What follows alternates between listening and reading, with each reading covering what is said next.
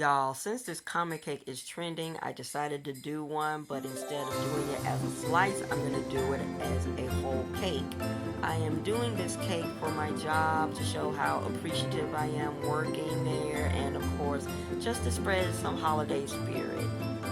And this cake is 100% buttercream. I know other bakers do theirs in fondant. Doing the comet cake in buttercream may be difficult to some because it requires time and it requires patience to make it look perfect. As I add the lines, the cake started to pop. As I keep adding and adding lines in the right places, I started to love this cake already.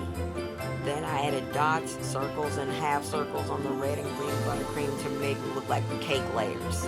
And to finish the cake, I added a 3D Merry Christmas. And that's my first attempt on a comet cake. Comment below and tell me how I do.